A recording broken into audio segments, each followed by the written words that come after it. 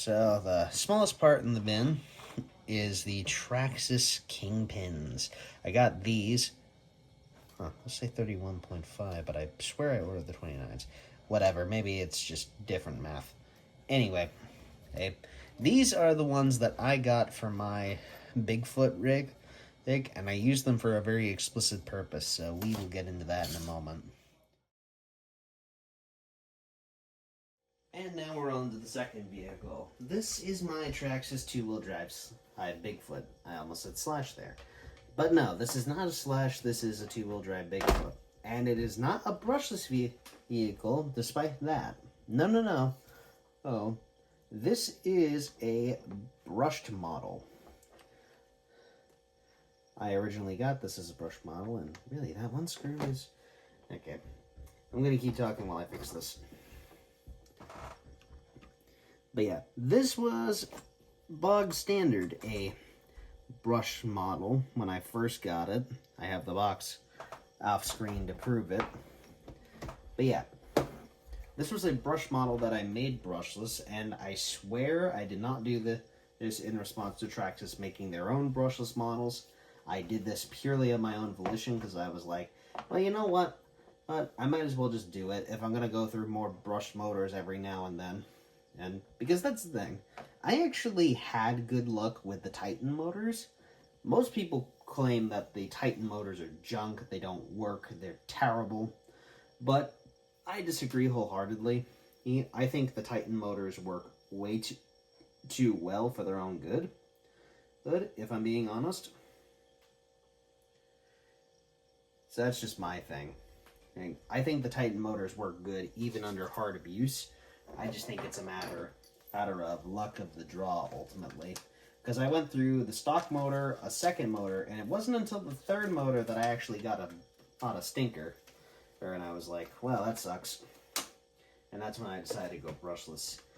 Other upgrades include GTR shocks with stiff springs in them, and lightweight oil. I think I put 3-piston in valves in these. I don't remember if they come like that or not. They might be on the 2s. I might have swapped them. I don't remember. It's been so long now.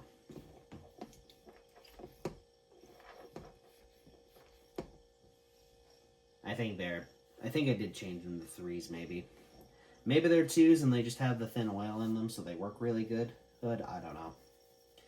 But yeah, RPM, shock tower, bulkhead, rear shock tower. I've got RPM rear arms on this. It's got the standard transmission that came with it. It's got a diff. It's got a new diff in it. I destroyed the old one trying to put fluid in it. Smart guy I am. It's got a wheelie bar on there. I've upgraded to the Monster Jam foamy tires. There's front and rear. I originally had some in the rear. Here, I saved those as a street set now.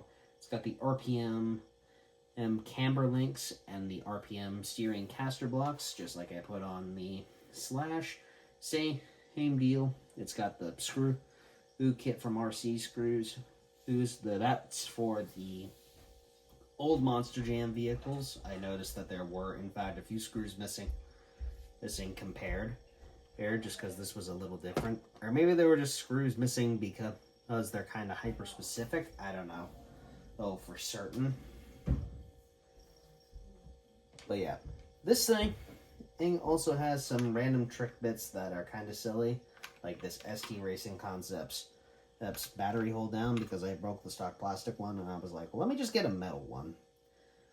And then the other random trick bit in here is the servo. This is actually a really good servo. It's a Traxxas one, their strength one, or whatever you want to call it. And most people shit on Traxxas hop-ups just because they're kind of lame. I disagree. Some of them are actually pretty decent. And, like, they don't make a metal drawbar for the batteries. That's dumb. I'm amazed ST Racing Concepts even bothered with this, but I'm glad they did, because now I have one and I can use it. But the servo works really, really good. But yeah, stock front bumper. And it's got the through fucking clip bolts. Or the through fucking pins with the clips. And the drawbar. And again, stock front arms, they're really good. Oh, and it's got the VXL steering links, and I've got a hot racing servo saver underneath because I was getting sick of breaking the plastic ones that Trax gave, and I didn't want to keep trying to put stock in those. So that's the only reason. Oh yeah, and I went from the regular screw pins for everything to the VXL ones. They still back out from time to time. In fact, I recently had a debacle with the one screw coming out, which really irked me. And I did a little bit of chicanery, so, you know, it shouldn't come out now in the back for the camper links, but, and the screw links as well. That was kind of my common issue, was just that they kept coming out, hence why I went to the RPM arms. If it happens again and it's like almost catastrophic, I will definitely, most certainly, switch over to the ST Racing Concepts screw pins with the little nut on the back side. But otherwise, I'm going to keep it as is because it works good. It's a basher. I beat the piss out of this thing and it just keeps going.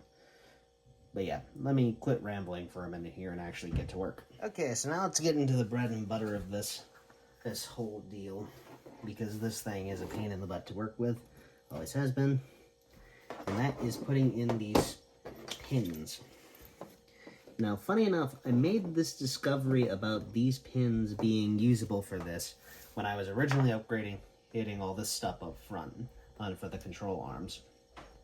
I made this discovery purely because I thought I was getting the right part, or the 3740, but in reality I needed the ones that come with this because they're the right length, like 44 millimeters if I recall. So they were wrong, and I just kind of kept them around for a little bit. But when I was doing the old man's build, my dad's, I call him the old man, that's what I say.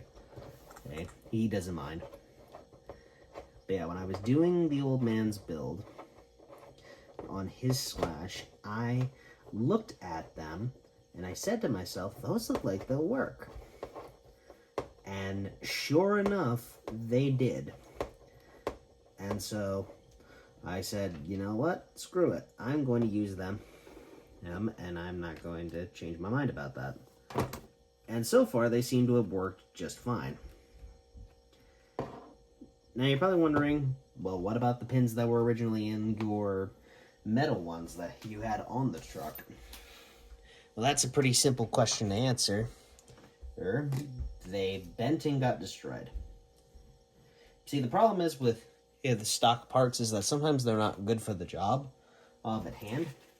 For whatever reason, mine had these weird pins with them that weren't the right length. I swear they weren't like that when I got my Slash all put together with them. But yeah.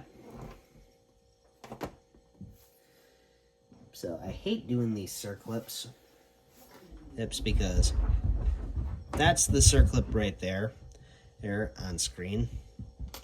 And I'm going to adjust the camera a little bit so you can actually see what I'm doing. But yeah, basically it's a pain, and I don't like doing it, but you have to do it to get it done, so that's what gets done.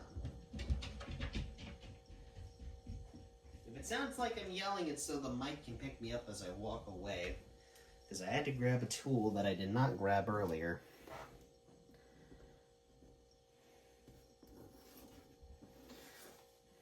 I know, rookie mistake.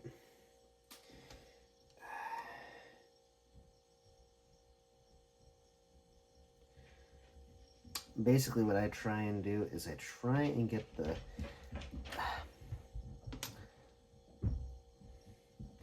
see, the problem with these things is that I got them near a magnet once and now everything sticks to them. But that actually kind of works out to my advantage when doing circlips, because then I can just almost works to my advantage. That's the problem, is that they don't stay particularly still, even when you put them in the little grooves of these pliers.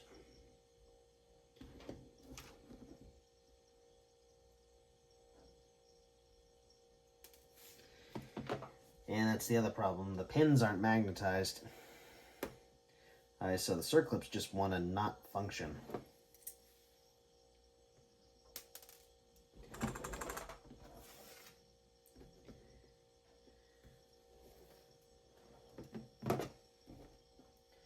And that's the thing. With these circlips, they just do not like to go by hand. I've tried.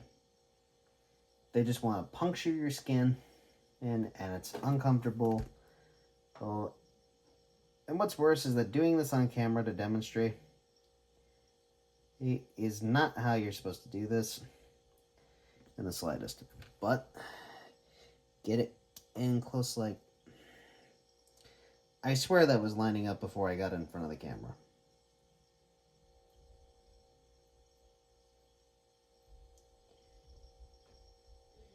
Now I'm filling with this magnetized nonsense. Come on already.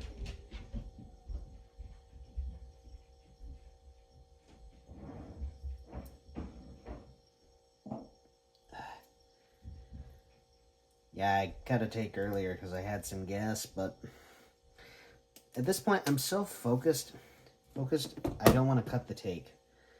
Purely because I'm like hyper dedicated to this. I had to roll it. I had to roll the pin to get it the right way around, to even get it in the shot. I had to. I absolutely had to.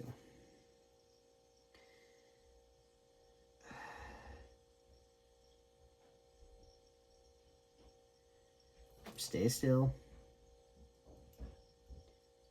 Come on. Yeah, there we go.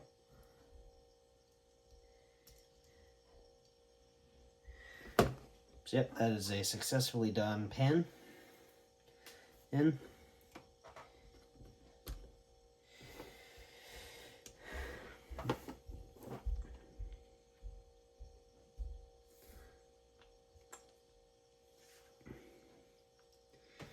Yep, just get everything lined up pretty close and then just shove that bad boy on through.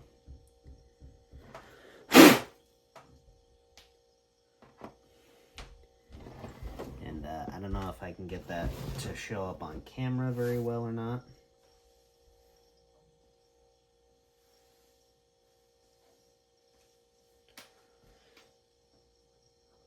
I'm gonna have to turn the camera again. In fact, that is what I'm doing.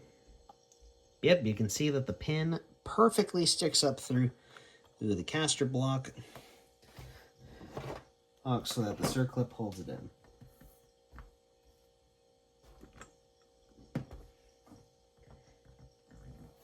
And I will say, don't worry too terribly much about potentially losing a circlip in the process of doing this.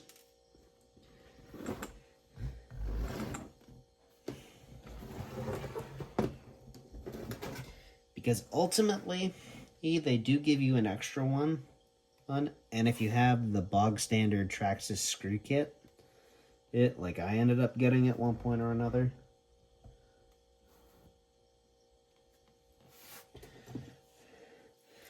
very typically it will have a little bag of these circlips kicking inside of it.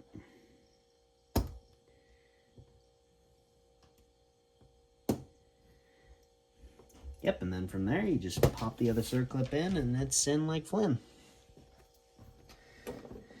And everything is all together. And then you just repeat that exact same side for the... You repeat that exact same process for the other side. God, I can't talk today. But yeah, he'll do some editing magic, and when we come back, this will be all together. And there we are. Truck is now officially back together and ready to rip. Yep. It's nice when the camera's not on that I can just do things, because then it's not a pain in the butt, and I don't have to focus on being in camera all the time with stuff. But, you know, gotta do things for the camera. Speaking of doing things for the camera, I'm going to adjust this one screw that I noticed has been loose since the last drive. And while I'm doing that, I will do this one as well. That one. that one. And I'll do these ones at the back too. Why not? Right? Right. I mean, they're all screws that are kind of necessary. Ready for the truck to stay driving. And that's a big rule of thumb for RC driving. And unless you recently worked on a truck and you know that everything is sort of in the right place, and is the right tightness, you really should take the time out of your day and just go over your truck before you use it, because it'll save you a headache in the long run.